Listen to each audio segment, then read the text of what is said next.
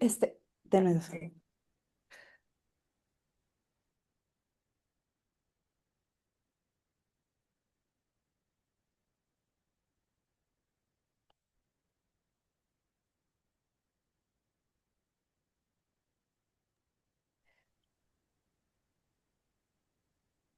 Bueno, bienvenidas, bienvenidos todos. Muchísimas gracias por acompañarnos de nuevo a este módulo, a una segunda sesión de este Círculo de Estudios Desastres Lentos, Transiciones de la Tierra a la Alimentación, que organizamos desde Cocina Colaboratorio y la agencia curatorial Looking Forward. Esta sesión corresponde a un seguimiento de la sesión anterior, que fue el módulo que corresponde a estas tres sesiones de módulos, donde después tendremos un espacio de resonancias.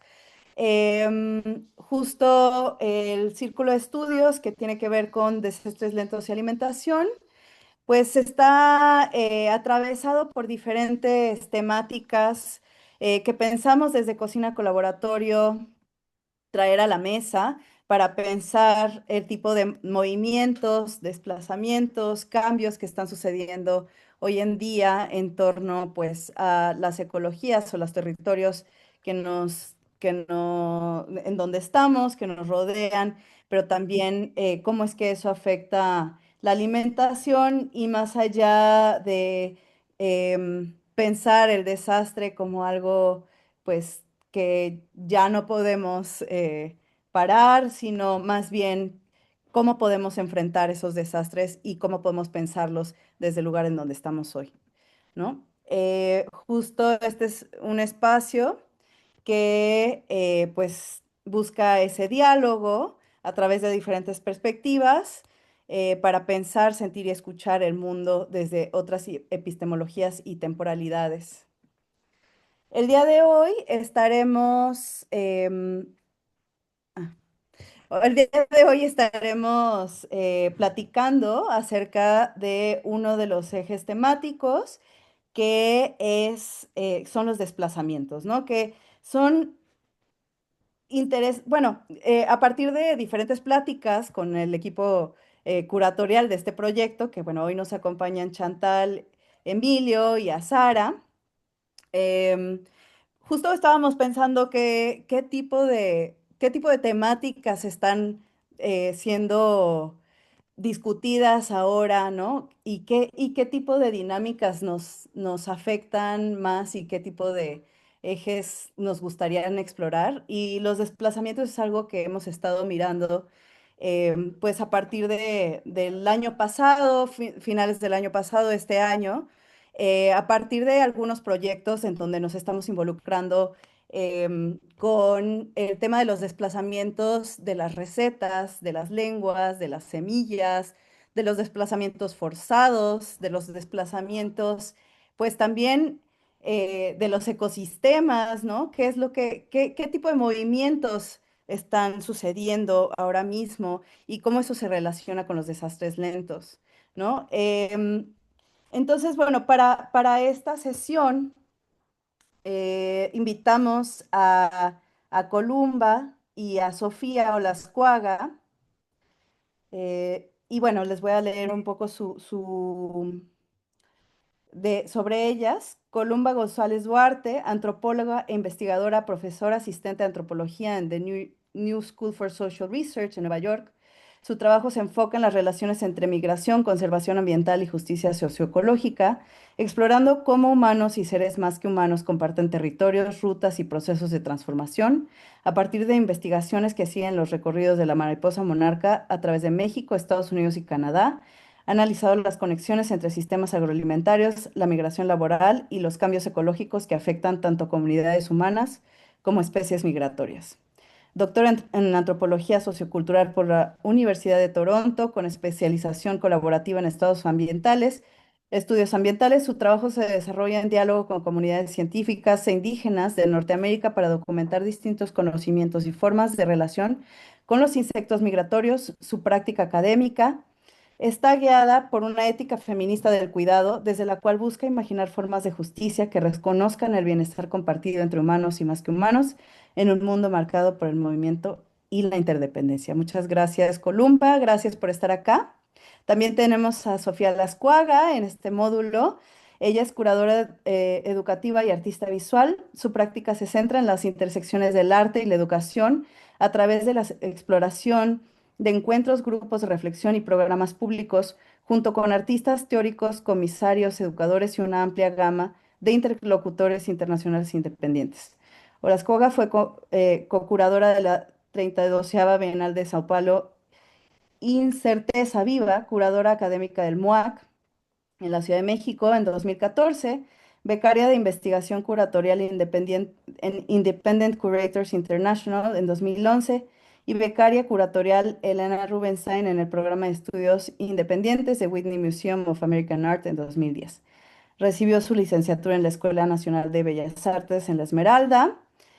En 2012 fue directora de clínicas de taller de Simposio Internacional de Teoría del Arte Contemporáneo y de 2007 a 2010 fue jefa de educación y programas públicos en el Museo de Arte Carrillo Gil, ambos en la Ciudad de México. Actualmente es miembro del Sistema Nacional de Creadores Artísticos en México en prácticas experimentales, donde desarrolla el proyecto La Nutridora, una cocina para aprender.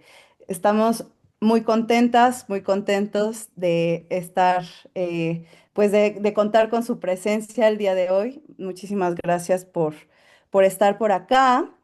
Y antes de empezar con sus contribuciones, con lo que nos van a platicar, nos gustaría tener unos 10 minutos de resonancias, de un sondeo acerca de este texto que les compartimos, el pretexto, em, y plantear esta pregunta, ¿no? ¿Qué mueve al mundo? No sé si quisieran alguien compartir acerca de sus impresiones, pueden escribir a través del chat, pueden tomar también el micrófono, si quisieran un poco sentar las bases de esta conversación, alguien que está ahora participando.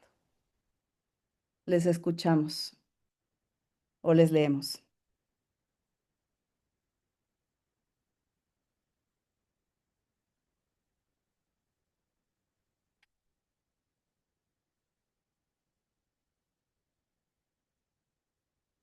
¿Sí?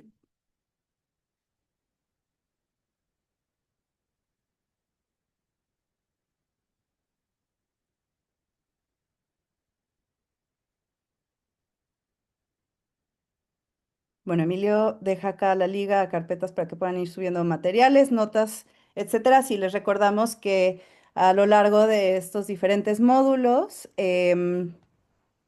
les invitamos a dejar también sus pensamientos, sus notas, algunas referencias, textos, videos, fotos o audios para poder llevar a las sesiones de resonancias y poder en conjunto desarrollar el periódico mural o una publicación que pudiéramos estar compartiendo en conjunto. No sé si alguien quiera compartir sus impresiones em, sobre este primer pretexto.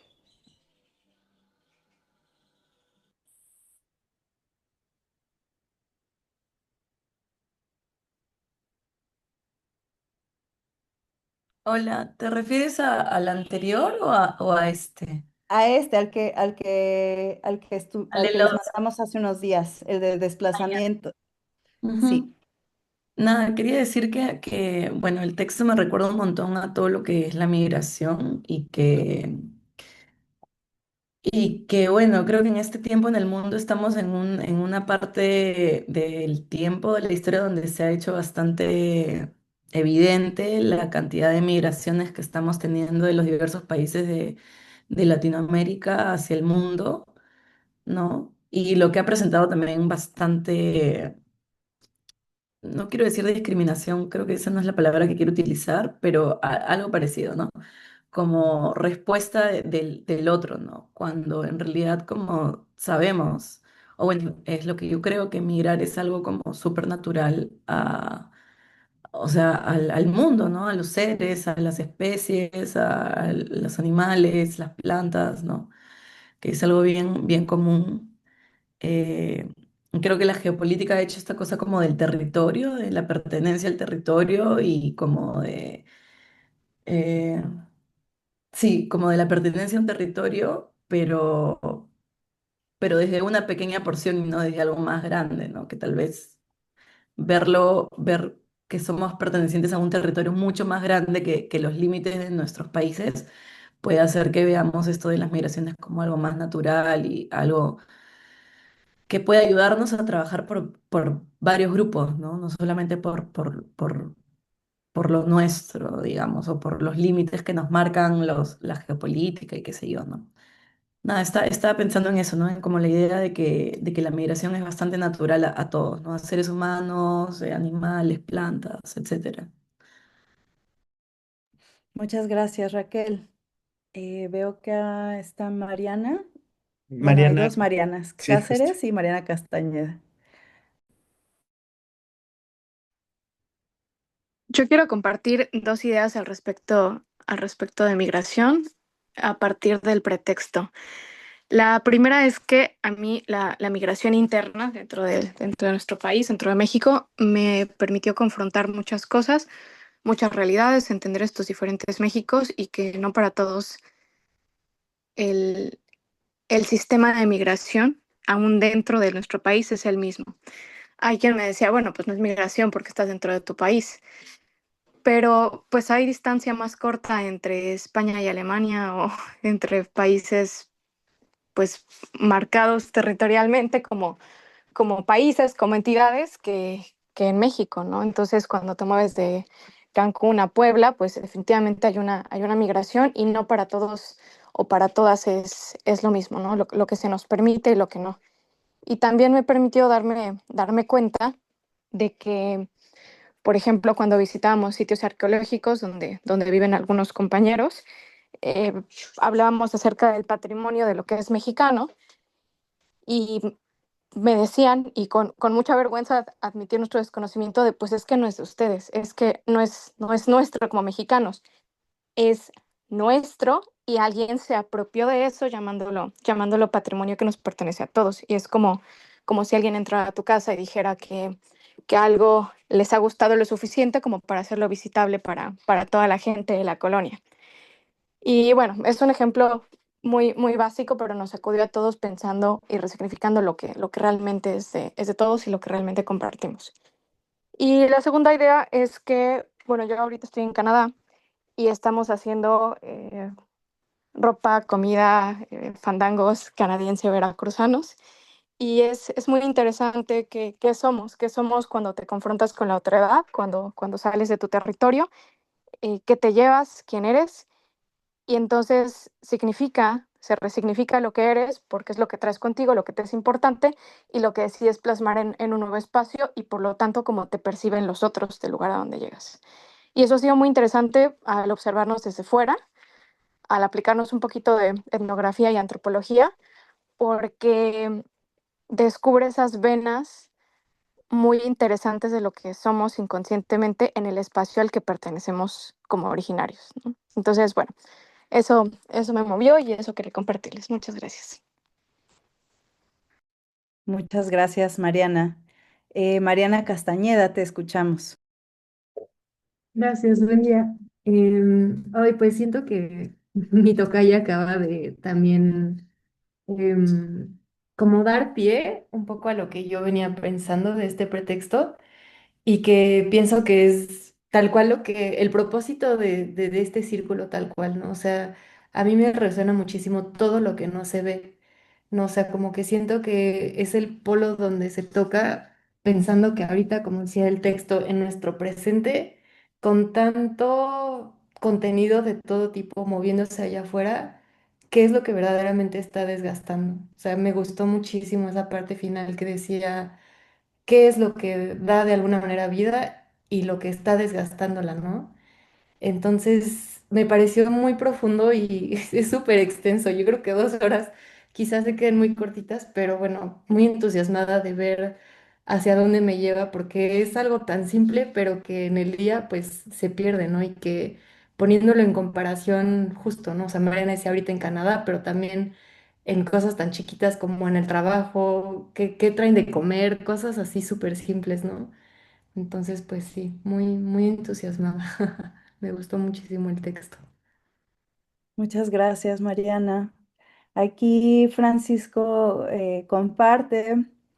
En el texto me resonaron un par de cosas. Por un lado, me pareció muy interesante la visión de cómo, aunque no nos movamos, estamos viajando a 30 kilómetros por segundo. Esto me llevó a pensar en Siddhartha Gautama y cómo al mantenerse imperturbable podía, sin embargo, moverse y podía contemplar así el frenesí del mundo bajo sus pies. Qué linda esa. Por otro lado, acabo de ver el documental Nuestra Tierra de Lucrecia Martel y encontré muchas resonancias también en el texto. Pues lo que documenta Martel en Argentina, el desplazamiento forzado debido a la explotación minera, pasa todos los días aquí en México. Muchas gracias por compartir, Francisco.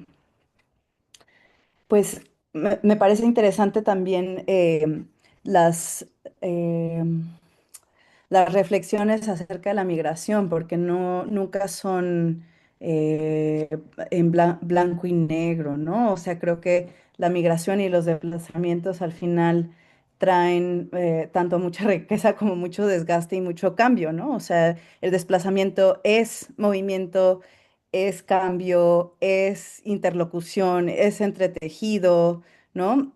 Mientras se desplazan unas cosas, nacen otras. Entonces, es interesante también este tema, entramarlo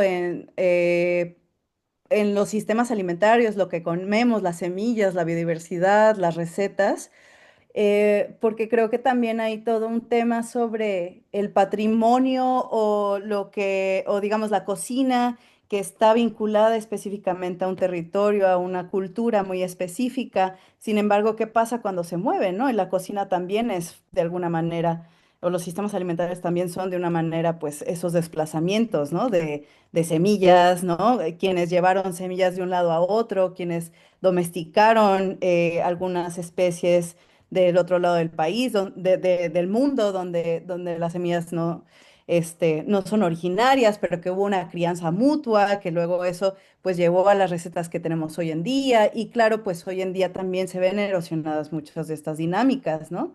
Pero ¿qué está sucediendo en ese momento, en este momento? ¿Qué desplazamientos están sucediendo? ¿Qué de esos desplazamientos son desastres lentos? ¿Qué de esos desplazamientos también son oportunidades? Entonces, bueno, eso todo me parece súper interesante. No sé si alguien más quisiera comentar, compartir algo. Si no, A ver, si puedo. de- sí, adelante. Bueno, gracias. Pensaba un poco acerca de lo que es el desplazamiento en sí, ¿no? Y te refiere a la pregunta que mueve al mundo, si el mundo es en referencia al conjunto de seres humanos, o al mundo imaginándolo como la esfera que va ahí trasladándose y rotándose, ¿no? Pero en el conteniendo a todos los seres vivos, incluso los que es inanimado. Entonces, volviendo a la palabra desplazamiento, tenía la duda a qué se refería. Y buscándolo, bueno, es trasladarse, ir de un lugar a otro también. Pero también es desplazar, es mover algo o alguien, es decir, que hay algo o alguien que hace que lo otro se mueva, ¿no? Y pensar un poco acerca de las migraciones, que en sí las migraciones son desplazamientos, algunas son naturales, hay migraciones locales, como lo mencionaba alguien que participó primero, puede ser muy corto una migración local, es decir, un ave migra de las partes bajas de la montaña hacia las partes altas de determinado tiempo. Algunos migran latitudinal, ¿no? Otros altitudinal, en fin, hay siempre movimientos o desplazamientos en todo lo que compete a un territorio, ¿no? De cada organismo. En este caso, como lo pensamos muchas veces, desde esta perspectiva ecológica, pues de territorio hábitat. Pero hay desplazamientos en el caso del humano que pues, son forzados, y es lo que nos lleva muchas veces a preguntarnos qué ocasiona que esos desplazamientos sean forzados, ¿no? Y muchas veces, al menos como lo leí en pretexto, pues muchos son los conflictos, entonces detrás de conflictos hay intereses muchas veces egoístas, ¿no?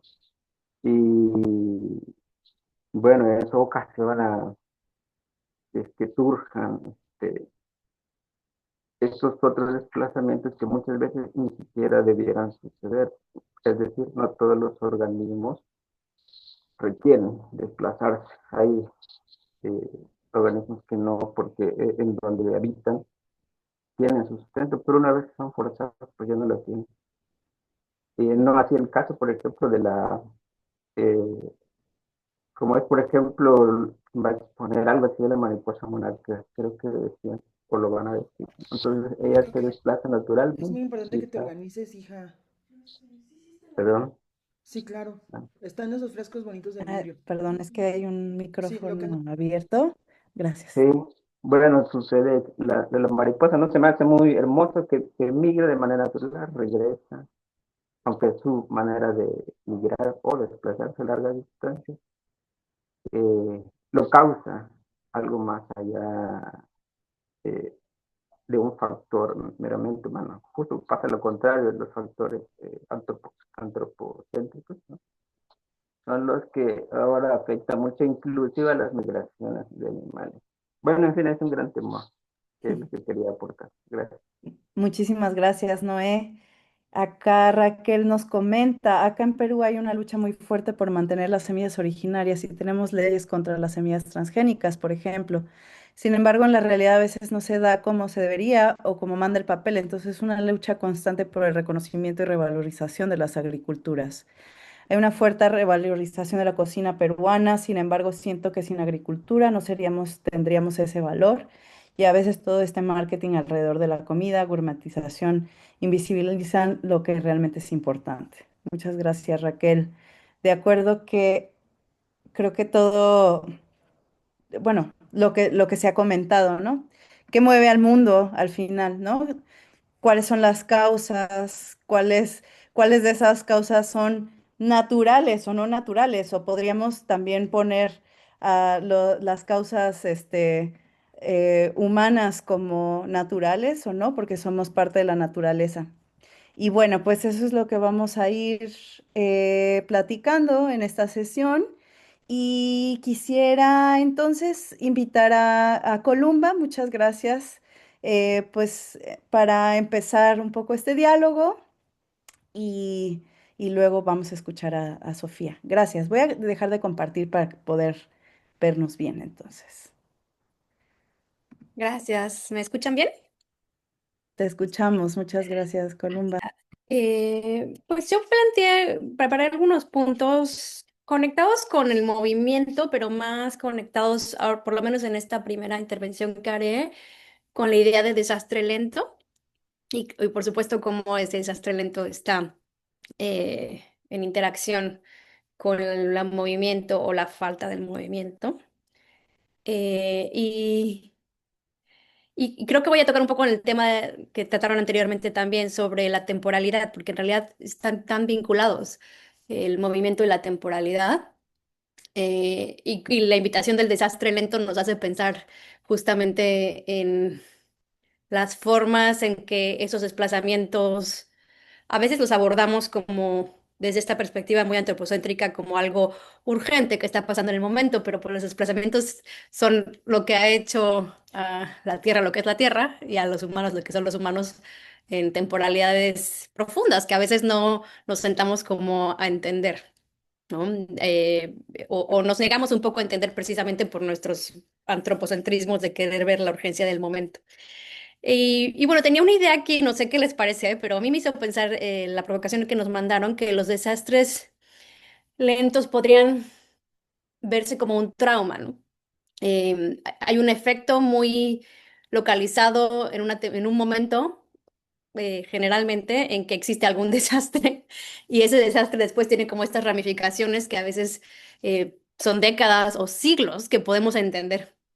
Y, y justamente como tiene ese tipo de ramificación que no se puede trazar precisamente en lo que genera en ese momento, es que creo que pierde el concepto de lo lineal, ¿no? Y creo que eso es algo interesante de pensar para sus desplazamientos también. Y por ahí la provocación también decía como que se mueve, que se rompe y que insiste. Y creo que justo el problema que estamos, o que esto nos invita a pensar es que todo pasa al mismo tiempo, ¿no? Algo se rompe, algo se mueve y algo insiste, ¿no? Que es un poco lo que pasa también en un trauma. Entonces, ¿qué pasa si vemos como al planeta recibiendo estos traumas, a los humanos recibiendo estos traumas, ambos en conjuntos, pero con la complejidad de que no es algo lineal también? O sea, no es algo que se movió, luego algo se rompió, luego algo insistió, sino que al mismo tiempo están pasando estas tres eventos, lo cual hace muy complejo de entender también qué es un desastre realmente, ¿no? Y justo ahí, porque como algo siempre se mueve, y si pensamos el movimiento como algo que genera vida, estoy pensando aquí con Amarela Varela que habla de la migración como algo que siempre está mirando hacia la vida, ¿no? El movimiento como algo que trae vida. Eh, entonces, pues sí, los desastres de pronto pueden traer vida, ¿no? Los desastres a 50 años en algún cierto lugar, o el desastre que obligó a moverse a un grupo, generan vida en otro lugar, o sí, una vida social. Y estaba pensando que quería ofrecerles dos ejemplos de mi investigación, porque yo pienso con mariposas, con la monarca, pero a veces también con otras especies que migran o con otras mariposas, aunque no migren. Y hay un ejemplo de una base militar, me parece que es North Carolina, eh, en que pues dedicaron este espacio militar a bombardearlo para hacer pruebas, básicamente, pero a la vez que están haciendo estas pruebas, pues están destruyendo completamente el ambiente, lo dejan a un punto que es tóxico, que no se puede entrar, que se destruye pues prácticamente la vida en esta base militar. Entonces se retiran todos los humanos, incluidos los militares, no entran por décadas, les estoy simplificando la historia. Y cuando hay un grupo de científicos que está intentando rescatar la mariposa San Francisco, se dan cuenta que esta mariposa encontró su lugar en este post-desastre, ¿no? Y que ahora tenemos a la mariposa San Francisco que estaba en extinción. Si no es que esté completamente recuperada, se recuperó en este ambiente, ¿no? Entonces justo nos hace pensar en que los efectos de estos desastres lentos en formas no intencionadas en que la vida en movimiento encuentra su lugar a pesar del desastre. Con eso no quiero, por supuesto, romantizar el desastre, pero sí llamar la atención en que hay estos otros movimientos que se dan en otras temporalidades a pesar del desastre y que la vida tiene como esta fuerza que tampoco solo es resiliente, pero sí que logra encontrar sus lugares en, en lo que se abre, ¿no? En este caso, lo que se abre para la mariposa, que es muy parecido a la monarca, es que las bombas habían generado también no solo toxicidad, pero apertura, que es similar a lo que hacen los castores, que abren lugares. Y entonces la mariposa que antes vivía en lugares de castores, ahora vive en lo que fue una base militar y la forma en que abrió terreno, digamos, ¿no? Abrió para luz. Y esto es algo que de hecho yo documenté en mi trabajo con la mariposa monarca, que también sucedió en el norte cuando se extiende, en el norte me refiero a Estados Unidos y Canadá, cuando se extiende el monocultivo porque la monarca migra hace miles de años, migró siguiendo su planta huésped y la planta huésped también migró, como justo lo ponen, así como este concepto de que los árboles migran, pues o se desplazan. eh, el algodoncillo o milkweed en inglés también migró de ambientes tropicales hacia el norte. En el verano es prácticamente un ambiente tropical en las praderas de Estados Unidos y Canadá, y la monarca desarrolló esta migración siguiendo a su planta, pero después se encuentra con una planta que muere en las planicies, bueno, no muere, se va a, digamos, se queda dormida la planta en el invierno porque es muy frío y la monarca no tiene dónde ir y entonces desarrolla ir y migrar hasta a México, pasar el invierno en México y regresar al norte. Es como una complejidad en coordinación con la planta que realmente pues nos hace pensar en todo tipo de correlaciones y codependencias que incluso desafían la temporalidad y el espacio, porque la monarca extiende su ciclo de vida para poder perseguir a la planta, regresar a México cuando la planta no está y regresar a lo que conocemos como las praderas de Estados Unidos y Canadá cuando la planta resurge en la primavera. Todo esto para decirles que ese modelo en de seguir a la planta se convirtió en, digamos, positivo en un momento porque en monocultivo empezó a tirar más bosques, a abrir más praderas y la planta también encontró formas de existir entre el monocultivo. Por unas ciertas décadas tenemos como un boom de monarcas, un boom de la planta, porque les encantan los nutrientes que están recibiendo del monocultivo y entonces tenemos más algodoncillo y más monarcas en las praderas. Claro, esto no duró mucho porque encontraron muy pronto los químicos de Monsanto, que por cierto son químicos desarrollados con guerra cuando empezaron a usar agentes tóxicos en Vietnam, que son los que ahora son el bases de lo que se conoce como Roundup de Monsanto. Y cuando se desarrolla Monsanto y esos químicos y se llevan a todo el modelo del monocultivo transgénico, entonces sí, se acaban las plantas huéspedes dentro de ese monocultivo. Pero tenemos como unas cuantas décadas en que eso coexiste, ¿no? Y que te habla de la forma en que esas especies encuentran su forma de encontrar plenitud a pesar del desastre, pero algo que vale la pena notar aquí es que, aunque fue un momentáneo que tuvimos más plantas y más monarcas, no estaba hecho para eso. Digamos que esas políticas no estaban pensando hacia la vida o en generar espacios de apertura para monarcas, como la base militar no estaba pensando en generar apertura para las mariposas San Francisco, y de alguna manera se acaban de nuevo, porque no estaban pensando en la vida a largo plazo. Pero como los insectos, sobre todo porque sus generaciones son cortas, de alguna manera siempre también están desafiando esas políticas con estas formas de pronto no solo sobrevivir, sino incluso vivir mejor en ambientes que fueron tóxicos o que plantearon el desplazamiento de otras especies, como los bosques. ¿Cómo voy de tiempo? Sí, todavía. Bueno, entonces Sí, quería todavía dar está. esa idea de cómo un desastre puede traer plenitud. No necesariamente vamos a justificar esa plenitud como las formas de vida que queremos cuidar o proteger, pero que sí suceden y que desafían también la idea antropocéntrica de que los desastres humanos siempre van a traer algo necesariamente negativo para otras especies. Y ahí quería proponerles un poco o sugerirles que yo últimamente he estado pensando con el trabajo de Sunara Taylor. Tengo aquí este libro que se llama Disabled Ecologies, supongo que ecologías em, de discapacidad, no sé si ya esté traducido al español. Pero lo que Taylor sugiere, quien sufre de una discapacidad fuerte a consecuencia de que ellos nacieron en un desierto tóxico por acuíferos tóxicos, también por economías de guerra en Arizona. Y finalmente tienen esta discapacidad, que es una discapacidad fuerte, y hacen su trabajo hablando de estas disabled ecologies, que lo que nos plantea justamente es que así como que se afectan a los paisajes con estas zonas de extracción al punto de deshabilitarlos, pues están también deshabilitando a humanos, ¿no? Y las formas de generar diferencia en que esos paisajes se vieron como zonas de sacrificio junto con las personas son precisamente lo que podría darnos otras rutas para repensar la salida de estos desastres lentos, ¿no? Entonces ahora tenemos a Taylor que escribe este libro, regresa al mismo desierto que le enfermó, ahora con su familia a escribir este libro y a reescribir la historia que nos había contado de esa toxicidad y esa toxicidad compartida entre cuerpos, ¿no? Humanos y más que humanos.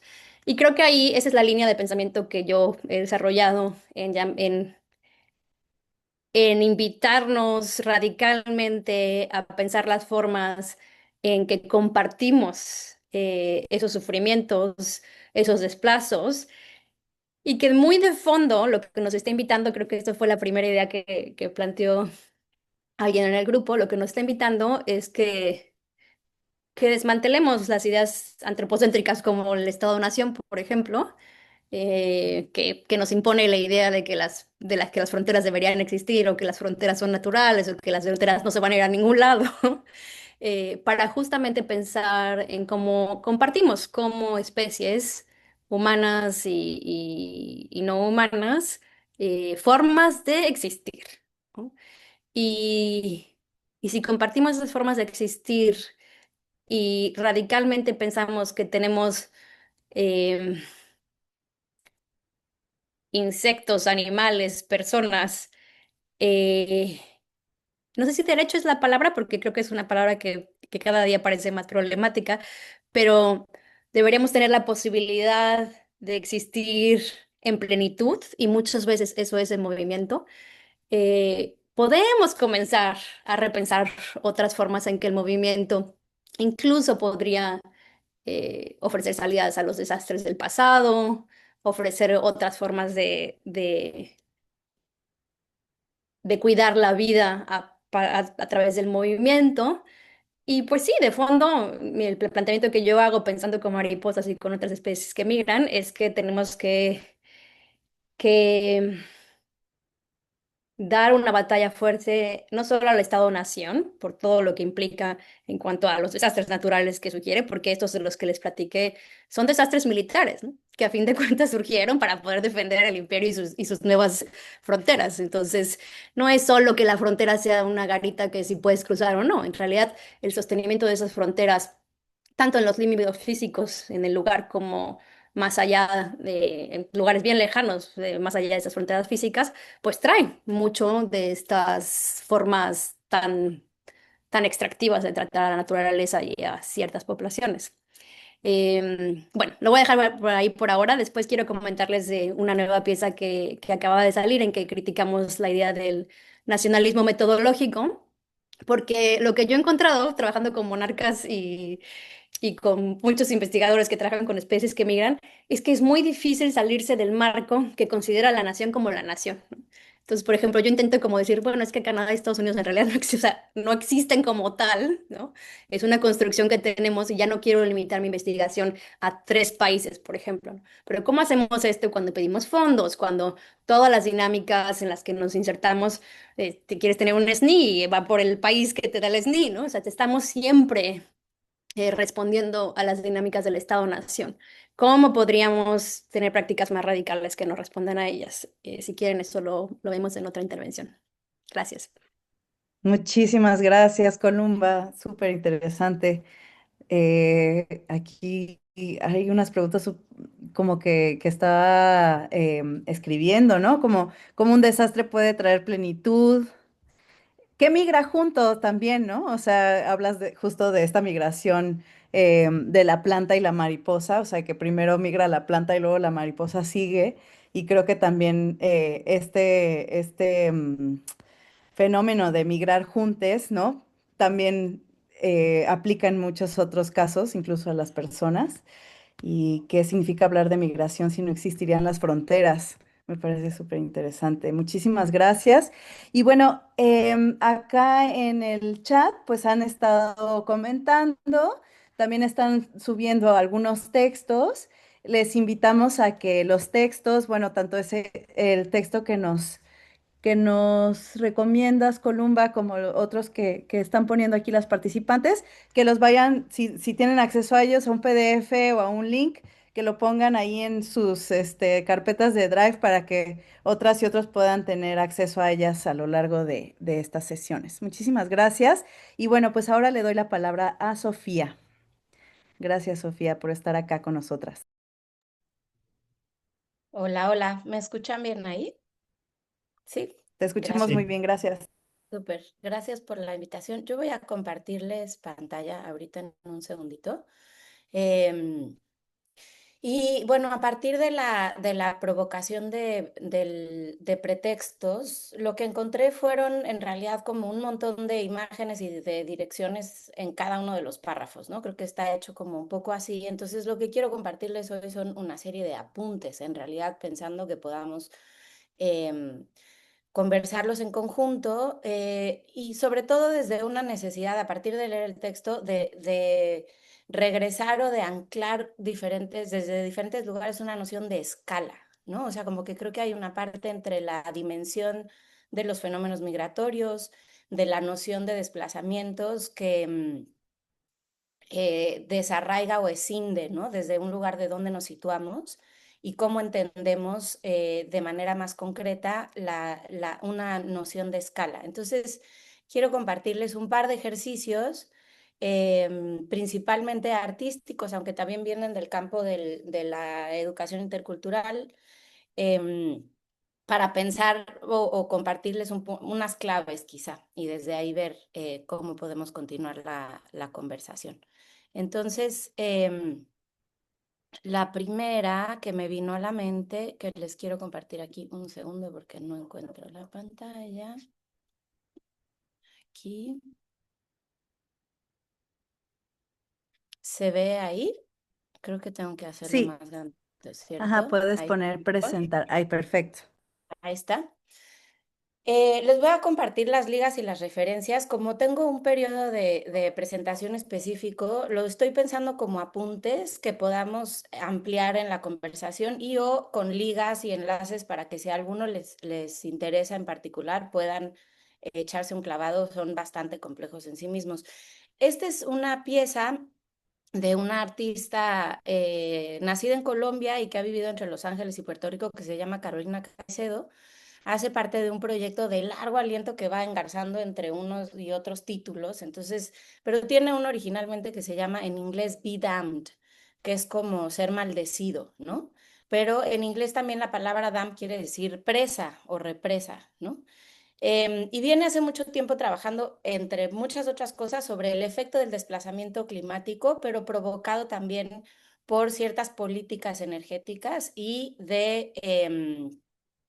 concretamente de las megarepresas y la construcción de las megarepresas, ¿no? El trabajo de Carolina es muy amplio, pero concretamente quería compartirles este proyecto en donde por un lado está tratando de echar mano del tipo de imágenes que se usan, es decir, estas imágenes aéreas, satelitales de alta resolución y que se utilizan en mesas de trabajo corporativas para definir las megaconstrucciones y estos megaproyectos extractivos territoriales, ¿no? En el caso concreto de las megarepresas en el Valle del Huila, por ejemplo, en Colombia y en otros lugares, y cómo hay un uso de una perspectiva cenital que borra toda la dimensión corporal, social, comunitaria, ¿no? Y bueno, una de las cosas que venía haciendo Carolina era como intentar contraponer este tipo de imágenes que abstraen y que reducen cualquier noción de escala corporal, humana, social, interpersonal, ya no digamos, sobre las decisiones del territorio. Y bueno, desde hace tiempo viene trabajando en procesos colectivos, en cómo responder desde la lógica o desde la perspectiva contraria con mensajes a ese punto de vista. También hay una reflexión sobre los usos de control para el desplazamiento humano. Esto se llama Beyond Control o más allá del control, y tratar de vincular a nivel corporal cuáles son esas realidades culturales y específicas que tienen que ver con las experiencias de quienes viven directamente en los litorales y en las comunidades riberinas y que tienen prácticas heredadas, ancestrales, de formas de pesca, de relación con eh, la minería artesanal, con un montón de otras prácticas y que en estas lecturas del territorio de las personas y los desplazamientos hay muchas capas contrapuestas que se entretejen, ¿no? Eh, y también toda una reflexión que no tiene que ver solamente con la mirada extractivista, obviamente con la reproducción cultural, con una posibilidad de reproducción de saberes que solo es posible estando físicamente en ese entorno, pero también con una dimensión pues cosmológica y mitológica también que reproduce y permite esa relación activa con el entorno, ¿no? En este caso son los mitos que se sostienen en relación a 5 ríos en Brasil y que Carolina viene intentando integrar. Hay un libro muy hermoso que se llama Libro Río Serpiente, que también es una mesa que va intercalando, digamos, estas dimensiones entre entrevistas, mitologías y demás, ¿no? Pero concretamente me interesaba hablarles de una dimensión de este proyecto muy amplio que se llama, y esta es la clave que quiero compartir, geocoreografías, ¿no? Y en lo que Carolina viene hablando es em, también entrevistando, son todas estas prácticas. Yo quería pasarles un video y casi siempre los videos en Zoom se transmiten fatales. Lo podemos intentar y si no está corriendo la transmisión, les paso el link a la pieza. Este es parte de una síntesis en video larga, tiene más o menos 30 minutos. Se llama A Gente Rio, que es en portugués nosotros del río, pero también se escribe como agente, las personas del río, ¿no? Y Carolina hace aquí un juego de palabras con la agencia desde el río como entidad, también con las personas que agencian esa reflexión con el río y con esta serie de prácticas que tienen que ver con memorias corporales, pero que solo son posibles en esa relación intrínseca con el entorno, ¿no? Y que una vez que hay por estos megaproyectos y construcciones desplazamientos forzados, no solamente se pierde la posibilidad de esa práctica, sino que hay una ruptura violenta con la posibilidad de reproducir y de recrear una noción de identidad y de saber que está intrínsecamente y que depende al 100% de la relación con ese entorno, ¿no? De alguna manera pensar que los pescadores son los campesinos del mar y del río, ¿no? Y que cuando este desplazamiento ocurre, y no solo es la práctica de pesca, sino muchas otras que tienen que ver con el tejido de redes, en este caso concreto, esta batea que se ve más o menos borrosa en la imagen, se utiliza para lo que se llama garimpo, o minería artesanal, que es la búsqueda de oro en pequeña escala en las orillas de diferentes ríos. Eh, a ver, voy a tratar de transmitir este videito y si no se logra, ¿me pueden avisar, por favor? Creo que tengo que rápidamente dejar de compartir y... Ay, Dios.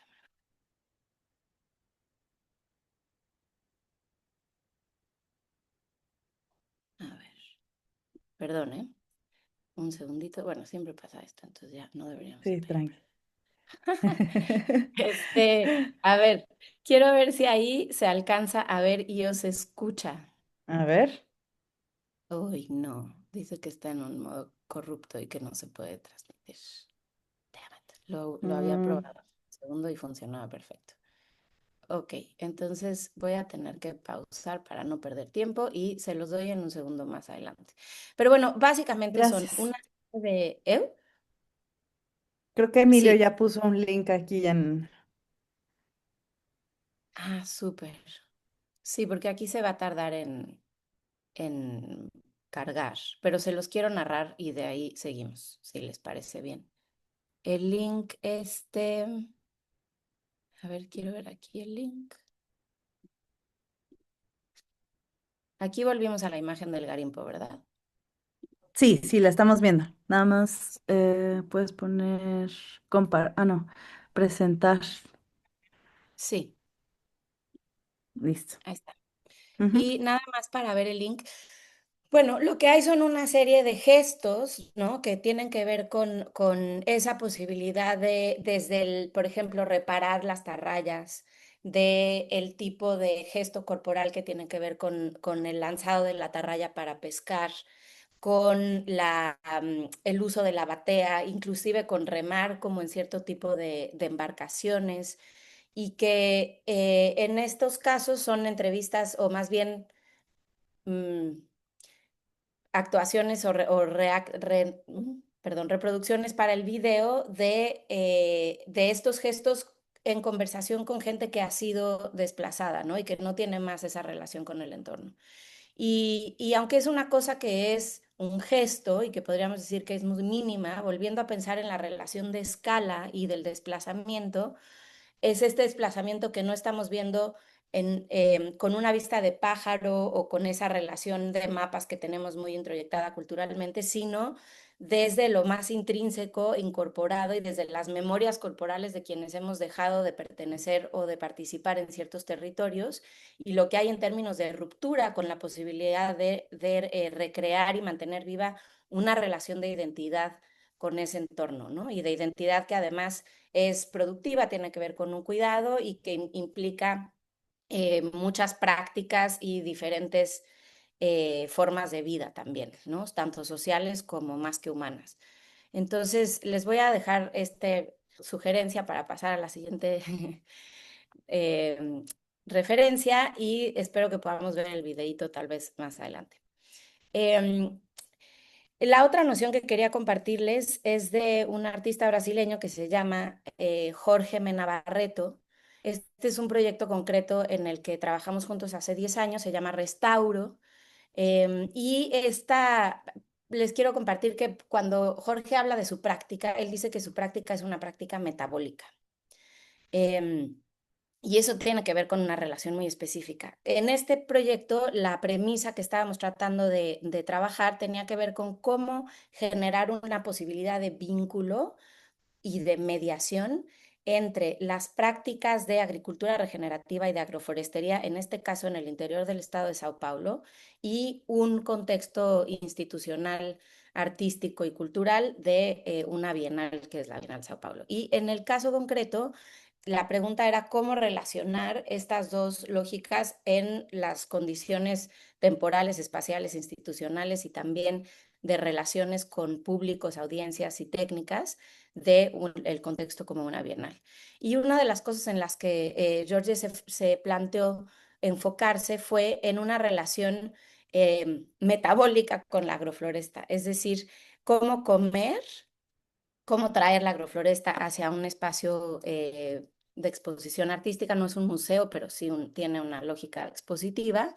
Y la relación que él planteó es que tenía que suceder primeramente de forma metabólica o a escala metabólica. Esta imagen es desde adentro de la cocina del pabellón Cicilio Matarazzo en Sao Paulo, y esta ventanita es desde donde la cocina se sirve hacia una barra que funciona cuando se hacen eventos como el lugar del restaurante, ¿no? Y Restauro se convirtió en esto, en una posibilidad de agenciar en el día a día durante 3 meses y sirviendo 400 platos diarios, una relación de la agrofloresta con el contexto de la Bienal. El proceso es muy complejo, hay una entrevista muy completa en su página web, ahorita les voy a compartir el link, donde pueden quizá ver más a fondo el tipo de interrelaciones que esto implicó, desde técnicas y operativas, ¿no? Esta es una relación con una escuela de gastronomía local que se implicaron en permitir que el restaurante operara. Cabe decir que ninguno de los que participó en el proyecto venían de la industria restaurantera. Pero el punto de partida tenía que ver con una noción en la que George, que se ha clavado mucho en algunas historias de las prácticas de land art o ambientales que tienen que ver con las intervenciones de sitio específico, ¿no? Y desde esta reflexión, George cuenta que para él el acto de comer, la forma en que comemos, perfila y da forma al entorno creando una escultura ambiental. O sea, un tipo de alimentación basada en monocultivo crea y reproduce y alimenta un tipo de entorno de monocultivo, y un tipo de alimentación que promueve o procura una relación diversa de plantas alimenticias no convencionales, de el tipo de alimentación que está en el entorno y que no tiene que ver con la industria de escala, con la agricultura de escala agroindustrial, mantiene otro tipo de relaciones. Es una intervención metafórica, es de un imaginario político, sabemos que hay muchas intervenciones en la posibilidad de esas decisiones y elecciones en lo personal, pero otra vez tiene que ver con una relación de escala, ¿no? Y a partir de Restauro, la idea era que más allá de la información que tuviéramos sobre el entorno, la relación desde esta no mediación que tenemos entre la boca y el resto del entorno sucede a nivel metabólico y digestivo, ¿no? Eh, Sucedieron un montón de relaciones con agriculturas de escala familiar, con agricultura cimarrona o quilombola, como se llama en Brasil, con diferentes proyectos agroecológicos para poder mantener la operación del restaurante basada en el tipo de cultivos estacionales que se daban semana por semana y en un diseño de plato que permitía darle menos peso a la elaboración, digamos, y al valor gastronómico y más al origen de los productos, pero también con una relación explícita de el origen, el producto y la economía, y las economías aquí hasta arriba a la derecha dice, por ejemplo, tiene una escala de precios, ¿no? ¿Cuánto es lo que cuesta sostener esto a nivel de económico básico? Y si puedes aportar para sostener el proyecto más amplio, ¿cómo puedes, si está en tus posibilidades, hacerlo, ¿no? Esto se sirvió durante 4 meses. La Bienal, en ese caso, tuvimos 1 millón de visitantes, más o menos se servían 400 platos diarios.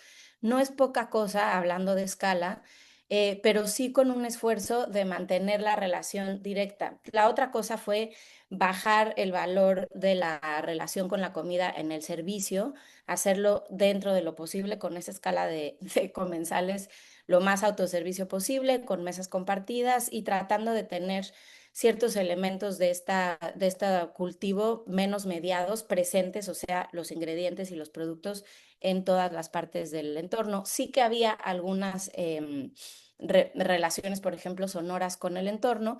Y uno de los ejercicios que hizo George durante muchos años, que fue grabar, ¿no? Y tener como una relación no visual, sino volviendo a este lugar de dislocar el peso de la visualidad y de la imagen o del sentido de la vista, tratar de mantener el foco en el ombligo, en el estómago, en la boca y también en la escucha, ¿no? En esa relación sonora con los espacios. Y una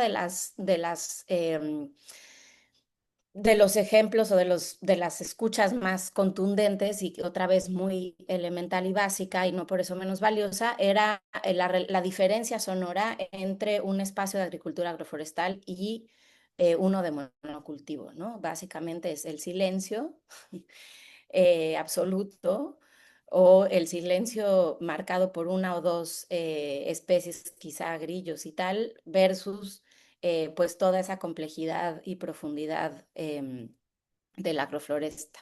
¿Cómo voy de tiempo ahí? Porque creo que ya me pasé. Creo que ya podemos, sí, sí puedes ir cerrando para ya justo hacer ese intercambio. Vale.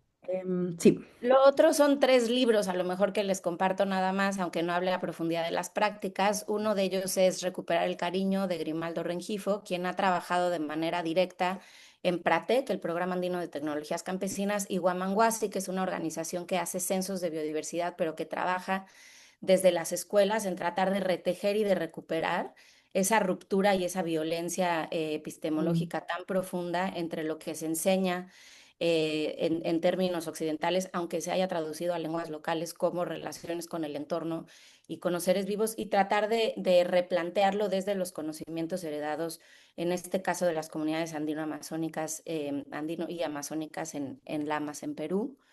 Este es el proyecto de la Biblioteca de Semillas Heredadas de Palestina de Vivian Sansur y una serie de ejercicios documentales y de cine de recolección de resistencia agroecológica, no agroecológica, de agroresistencia en Palestina.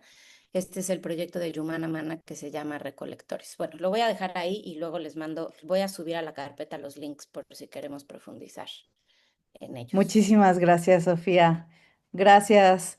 Muy interesantes también los temas y las preguntas que surgen, ¿no? A través de los ejemplos de la escala. Me parece súper interesante también poner en perspectiva las escalas de esas relaciones territoriales, ¿no? Con los entornos y cómo se involucran los cuerpos, los haceres, los saberes y qué pasa, ¿no? En los cuerpos y específicamente también en las prácticas en el momento donde hay desplazamientos, ¿no? De la diversidad a la monocultura, de personas que están también privadas de los territorios, que se pierde por ahí. No sé si, bueno, em, son las 6, entonces me gustaría dejar unos 10 minutos para Columba, 5 minutos, por ahí sí puede haber una conversación. Y luego dejar unos 20 minutos también para intervenciones de las personas que nos acompañan, ¿no? De quienes están en este círculo de estudio, pues preguntas o algunas resonancias también. Gracias. Sí, ¿quieres que vaya yo ahora? Sí, adelante. Muchas gracias, Sofía, por compartirnos eso. Está lo que me provoca la atención que estás poniendo en la escala, creo que de nuevo va con la temporalidad. Estaba pensando en esa idea de la memoria del cuerpo, por ejemplo, ¿no? Que un poco se vuelve vincular a la idea del trauma, ¿no? Porque el trauma cómo se inserta en el cuerpo o en el territorio o en la tierra en formas no lineares que de pronto van a salir en temporalidades que no concebimos. Y pensaba, por ejemplo, que las mariposas migran a un lugar, o sea, ellas regresan a México cada año y nunca, regresar es una forma de decirlo, pero en realidad nunca han estado ahí. Tienen una memoria colectiva que por más que los científicos han estado viendo de dónde sale y cómo viene, las comunidades indígenas tienen una forma muy diferente de dar explicación de cómo una mariposa que nació en las praderas del norte sabe a dónde ir si no le enseñaron, porque la mayoría de las migraciones de animales llevó el elefante, llevó a su elefantito y entonces el elefantito pues tiene una memoria de que lo hizo con la mamá, ¿no? Pero cuando no lo hicieron con sus progenitores, realmente es un enigma cómo la monarca sabe a dónde viajar. Los científicos le explican que por los polos magnéticos, la luz y bueno, que le dan sus explicaciones científicas. Las comunidades indígenas en Estado de México y Michoacán dicen pues es el alma de los muertos y los muertos saben dónde tienen que ir cada año y guían a las monarcas. Pero definitivamente una explicación o la otra, obviamente una más predominante que la otra por las violencias epistémicas de las que hemos hablado. Lo que sí es que hay una memoria que existe en esos cuerpos. ¿Cómo? Pues le podemos seguir intentando entender cómo es que existe esa memoria, pero existe en el cuerpo de las monarcas un tipo de memoria para regresar, para ir a México, regresar, digamos, por lo que hicieron la generación anterior. Y en los migrantes humanos existe algo muy parecido, ¿no? Hay una memoria en el cuerpo enraizada de lo que a lo mejor no comió un migrante en Queens, Nueva York, pero comió su madre, ¿no? Y a veces yo lo veo aquí con los colectivos de migrantes con los que trabajo, que existe como esta reconexión a través de la comida, que no necesariamente es la comida con los que los criaron, pero que saben que comerla aquí conecta con el lugar. Y creo que es interesante pensarlo justamente por una memoria que está en el cuerpo, de que esta es la forma en que mis ancestros comieron y por tanto me vincula no solo al lugar, pero me hace quien soy, ¿no?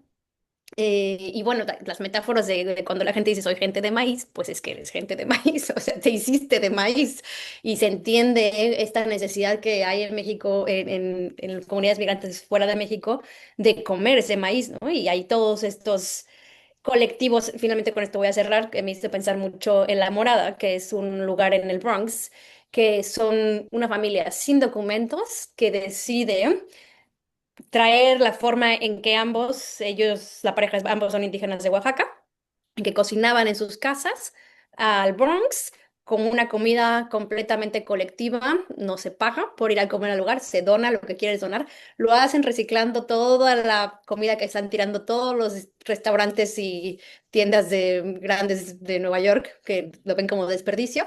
La Morada lo hace comida con los sabores, con la lenta elaboración, con la plática, con el no cobrar, completamente alineados a, a servir a su comunidad y lo hicieron en el Bronx en la época de COVID, ¿no? Cuando no había ninguna forma de cuidado, porque hay esta deshumanización, este no observar tan típico del Estado de los Estados, bueno, no de los estadounidenses, pero sí del Estado, que en ese momento simplemente no veía, pues es la morada, ¿no? La familia migrante sin documentos la que está ofreciendo comida y cobijo en su comunidad.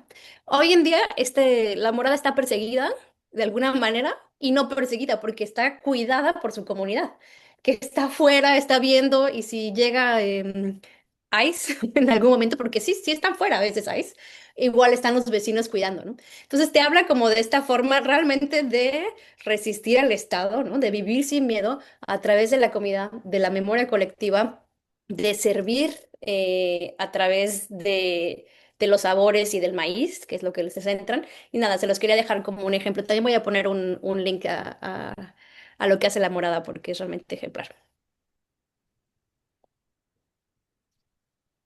Muchísimas gracias, Columba. Sí, ¿no? ¿Qué tipo de formas de resistencia también? Porque me hacía pensar justo O sea, ¿qué pasa entonces en el cuerpo cuando se rompen esas relaciones profundas con un lugar? Y creo que también, pues en este mundo, pues de constante como globalización y desplazamiento a como un mundo uno, ¿no? Donde es muy fácil también borrar pues esas relaciones más intrínsecas con los territorios que al final pues se han desarrollado a través de generaciones. Eh, ¿Qué estamos aprendiendo? ¿Qué estamos comiendo? ¿Qué nos estamos llevando? Pero también cómo podemos, ¿no? Como al comer, en el caso de restauro, tal vez, ¿no? Cómo es que podemos generar una escultura ambiental, pero también cómo es que podemos de alguna manera volvernos a reencontrar con esos territorios, con esas prácticas, ¿no? Me parece interesante. Sofía, no sé si quieres comentar algo más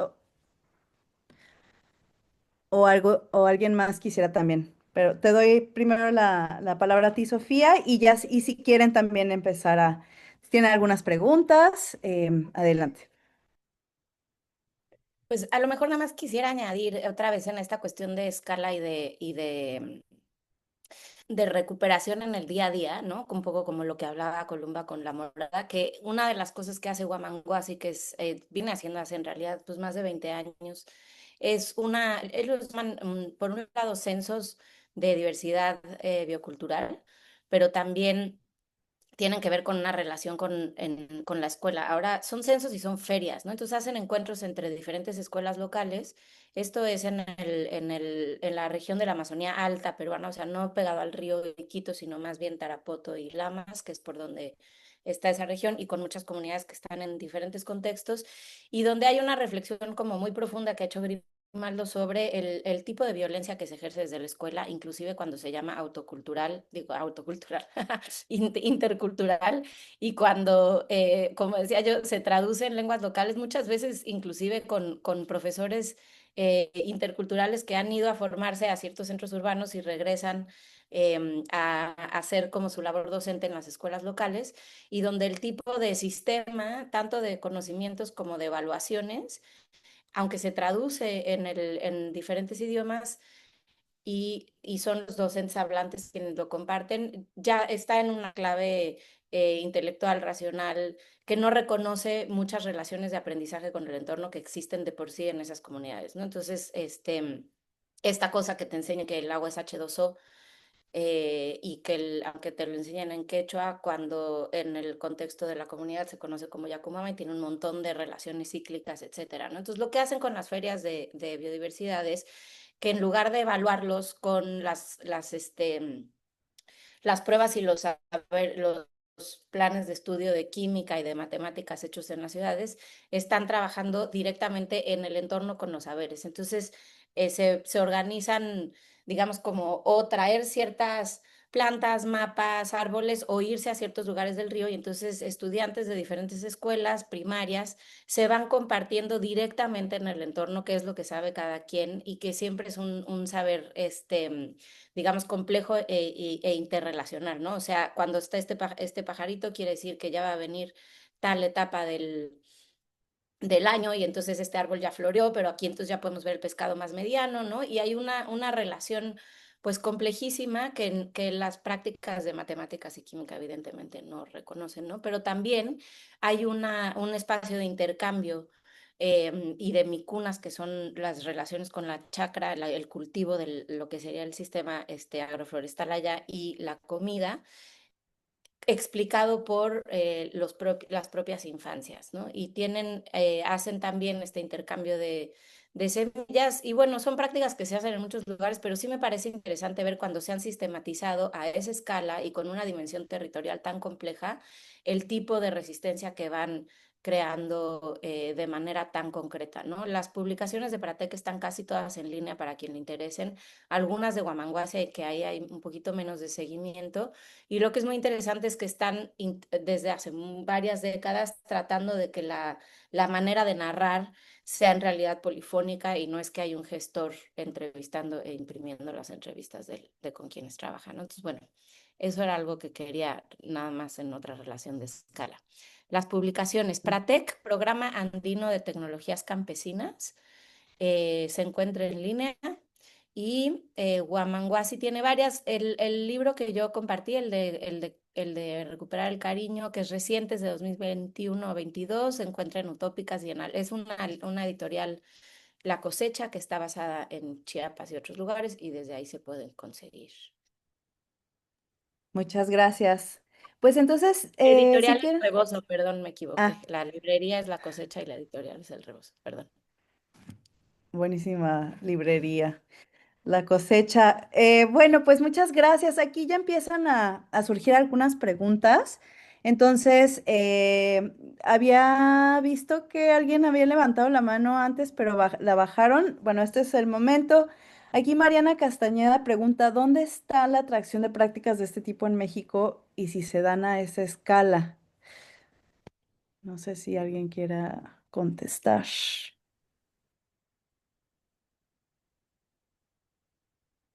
¿De cuáles de todas las prácticas? Ah, no sé si Mariana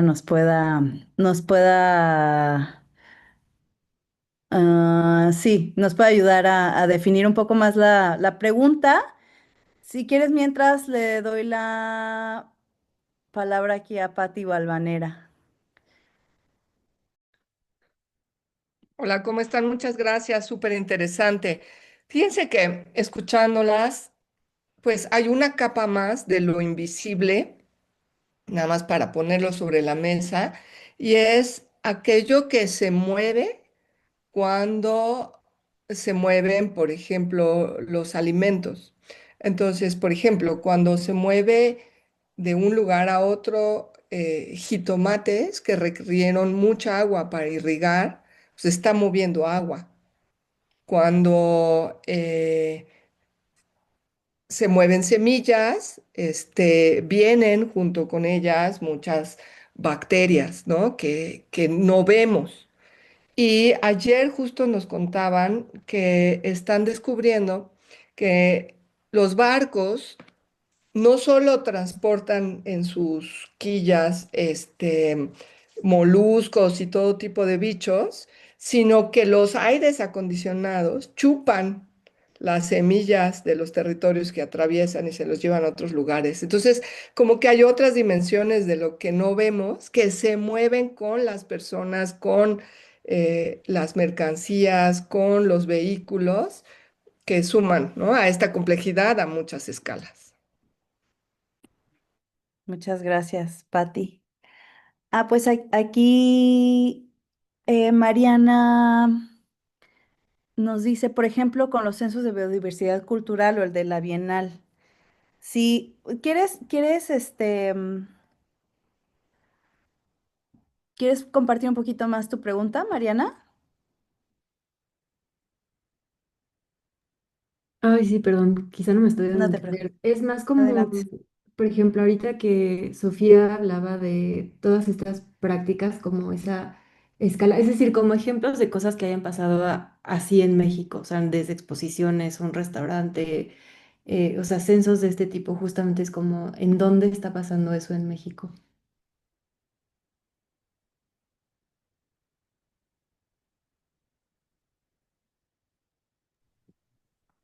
Yo la verdad es que no tengo la respuesta sobre eso. Creo que hay muchísimas iniciativas al respecto Ujú. y de muchas escalas. A mí un poco lo que me interesa es precisamente no verlo en macro, ¿no? O sea, como que creo que hay una relación o la posibilidad de pensar pues sí, en términos micropolíticos, pero también como sostenidos por el tiempo van creando también pues una traza, ¿no? En el caso de los censos de biodiversidad, se llaman censos y entonces uno piensa directamente en el INEGI, pero es un proyecto que se está haciendo a mano, ¿no? Desde hace décadas, entre docentes en una región concreta y que tiene que ver precisamente con esto o sea, con una manera de reunir, más que investigar, datificar y sistematizar, con reunir y recuperar el intercambio de semillas, por ejemplo, de papas en el caso andino, o de otro tipo de semillas que se han ido dejando de cultivar y tratar de, en esa escala que es un encuentro entre dos escuelas primarias, con las familias y con las chacras alrededor o sea, con los cultivos alrededor de esas comunidades ir haciendo el intercambio de semillas, recuperar esa práctica, ¿no?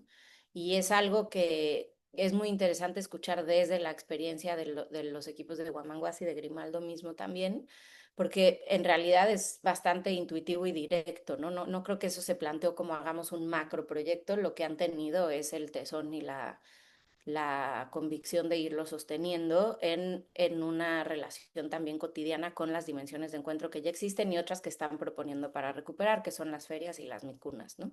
Y es como la micuna, que lo pueden ver ahí en la página que compartí de Huamanguasi, es una cosecha que se vuelve comida, que se pone todo directamente en el piso para cocinar y compartir.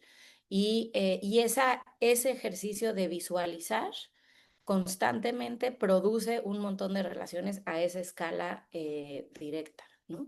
Que creo que es muy potente. En este momento no puedo pensar en todos los ejemplos mexicanos, pero creo que hay un montón, a lo mejor hay mucha más gente en el grupo que puede, y yo lo pienso en un ratito y los pongo por aquí. Gracias. Columba, ¿te gustaría añadir? Sí. Sí, creo que va más en relación al comentario de, pues, cómo se mueve agua, cómo se mueven otras cosas que no vemos. Estoy pensando de nuevo con la mariposa. Quizás saben que también se ha extendido el monocultivo de aguacate en esa zona, que es el aguacate que se demanda por el Tratado de Libre Comercio, o lo como se llama ahora, el US-Mexican-Canada Agreement, y que, bueno, yo lo veo aquí todos los días. Hay en la Quinta Avenida una eh, aguacatería, digamos en español, en que la gente va por su smoothie y el avocado toast, ¿no? O sea, que piensas, bueno, a ver, nosotros en México nunca hemos comido así como aguacatería, ¿verdad? Todo lo relacionado con el aguacate. Y que es esta falsa idea de plenitud, ¿no?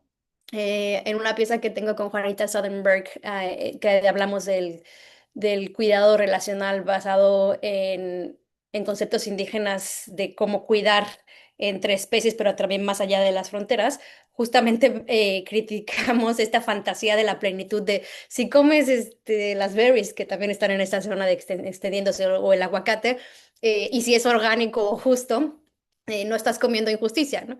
Cuando no podemos ver todas estas relaciones injustas detrás de las fantasías de plenitud, ¿no? Entonces, si el movimiento trae plenitud, ese es el tipo de movimiento de plenitud que quisiéramos eh, cuidar, observar, entender, ¿no?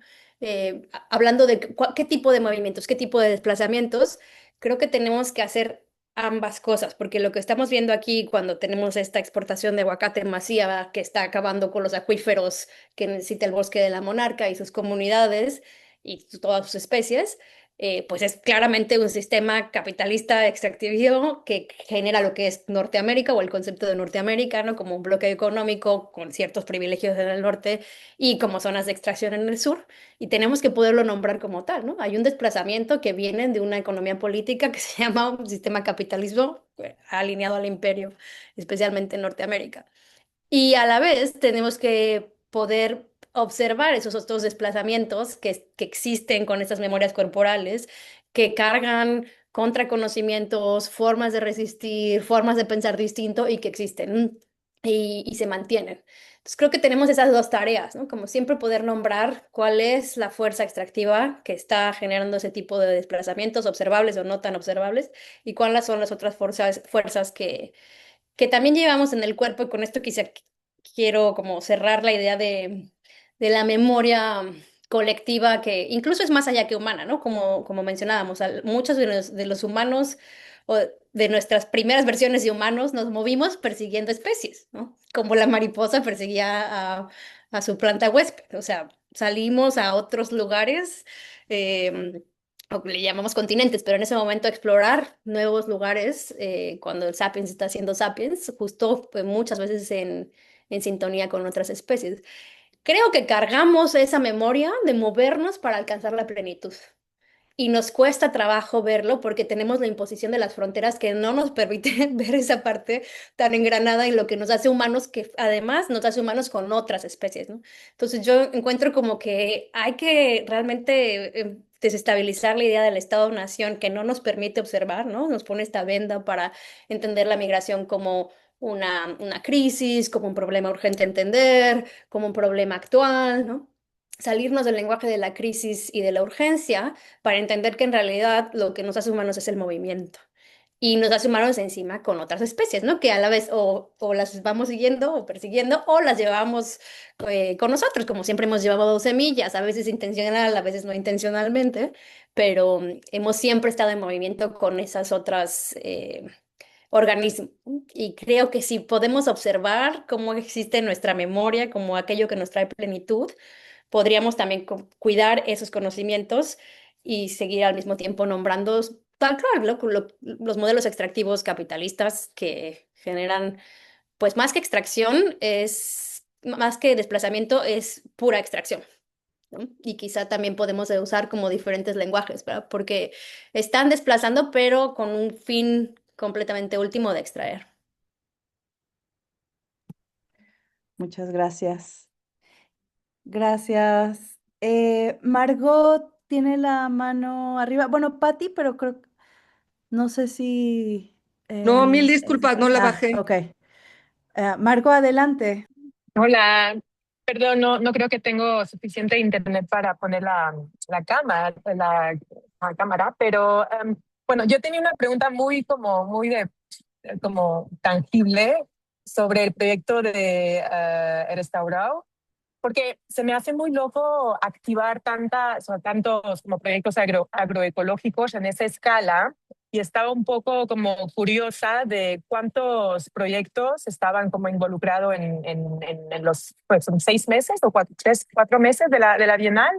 Porque, por ejemplo, cuando nosotros trabajamos aquí con proyectos agroecológicos para la Bienal de Silculture Days, pues hay muchas veces que los campesinos nos dicen, bueno, nosotros tenemos, no sé, muy poca cantidad, ¿no? De ese jitomate o de ese ingrediente. Entonces, como es difícil aquí, pues o sea, aquí en Suiza, ¿no? Pero es diferente en Brasil, pero a mí me cuestionó mucho como cómo es posible producir tanta comida como para una bienal durante 4 meses. Me estaba preguntando, ¿fue algo planteado, no sé, el año antes de la bienal, que los campesinos plantaron y cultivaron una cantidad de ingredientes específicamente para la Bienal, o cuál fue la organización al nivel o sea, del campo? Gracias, Margot. La verdad es que, como les decía, es un proceso, es un proyecto que tiene muchas capas, es muy, muy, muy interesante. Yo creo que fue el proyecto del burnout de Giorgio por muchos años, pero también de un aprendizaje muy, muy, muy profundo en muchas dimensiones. Había cinco proyectos de agricultura cercanos, o sea, la idea era mantener un radio del Sao Paulo, la ciudad y el interior de Sao Paulo. No había una solicitud de cantidad de proveedores, más bien se hizo al revés. En ese link que yo compartí ahorita en el chat hay una entrevista muy a profundidad sobre las preguntas del tipo de colaboraciones y de procesos detrás de Restauro. Está ahí en el chat y está en la página también si ponen Jorge Mena Barreto y se meten al proyecto de Restauro, ahí está. Y es muy interesante ver todas estas relaciones. Lo que se hizo fue trabajar al revés.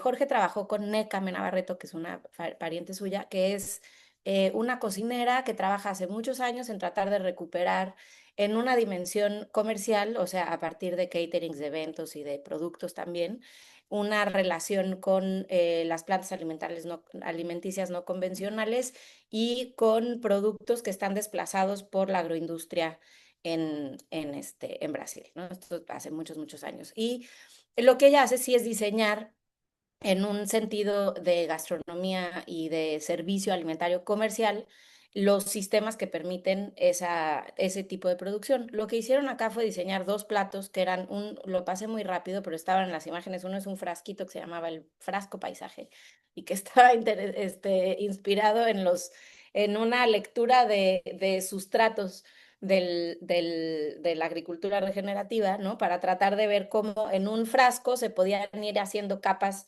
de diferentes ingredientes ya procesados, ¿no? Entonces había como una especie de puré de nueces o de camote morado o de, ¿no? Entonces, o de plátano macho y lo que había era más bien una estrategia para relacionar lo que se producía semanalmente. Entonces no hubo una solicitud de producción externa, sino un diseño de un dispositivo que permitiera relacionarse con la producción que había. Y más bien desde lo que se cocinaba responder a ello con unas ciertas bases manejables, ¿no? Entonces, no tenía que ver con una propuesta de chef, tenía que ver con algo que combinara una relación de proteína vegetal, una de verdura procesada o cocida o fermentada, otra cruda, ¿no? Y había como unos cositas que se le ponían encima. Entonces era el frasco, había un plato que era como si fuera en Brasil se llama el PF, que es el plato feito, que es como si fuera el menú de la comida corrida, ¿no? Entonces era ese otro plato. Entonces había esas dos posibilidades y algún jugo. Los jugos, esos sí venían envasados de un proyecto de agrofloresta, ese sí con una escala comercial más grande, pero que mantenía toda una relación de prácticas de agricultura sostenible y agroforestería a esa escala. Era un proyecto que intentaba hacer eso, se llama Fazenda da Toca, y hacía los jugos, ¿no? La otra cosa era que había una medida, entre semana se tenían una cantidad de platos más o menos para la afluencia de públicos y en ciertos fines de semana donde había, porque había otros programas sucediendo en la Bienal, una expectativa de públicos más amplios, o sea, de 400 personas en lugar de 200, se escalaba, ¿no? Se hacía, por ejemplo, cuando era mucha gente, se hacían unas feijoadas veganas con plátano macho y coco y con calabaza y un montón de otras cosas. Entonces era un gran plato que se producía. Entonces más bien lo que se ajustaba eran el dispositivo y la forma, la estrategia, digamos, como de preparación del alimento, no tanto el suministro de los proveedores, ¿no? Esa era una. Y la otra era que, bueno, cuando se acababa, se acababa.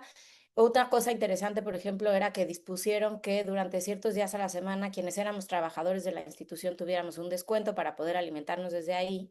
Y en realidad, aunque no parece, porque es muy espectacular y tal, sí me parece importante volver a decir que, no, que era un proyecto planteado desde una mediación artística. O sea, no era un proyecto de experiencia gastronómica para los públicos de la Bienal, desde el ámbito chef. em, sino de un artista hablando de mediación y de esa mediación digestiva, metabólica, que era la manera más concreta de relacionarse con esto otro en lugar de cargarlo de un discurso de producto, digamos, como de acceso a un bien alimenticio. Y la lógica era tratar de hacerlo lo más accesible posible en la llegada directa, ¿no? Luego, si querías más información, había algunas cosas dispuestas, pero se trataba de funcionar desde ahí. Ese fue el gran reto, ¿no? Se diseñó el plato, luego se trabajó con un equipo fijo de artistas cocineros también, luego se hizo una colaboración con unas escuelas de gastronomía para tratar de mantener la cocina, se hizo la red de trabajo con las agroflorestas, estas 5 con las que se participó directamente, y luego se diseñó la plataforma de servicio, ¿no? Que eran estas mesas y las cajitas, era básicamente autoservicio y separa tus platos y casi, no había para lavarlos, pero casi, casi, ¿no? O sea, como te sirves aquí, regresas y los organizas de esta manera.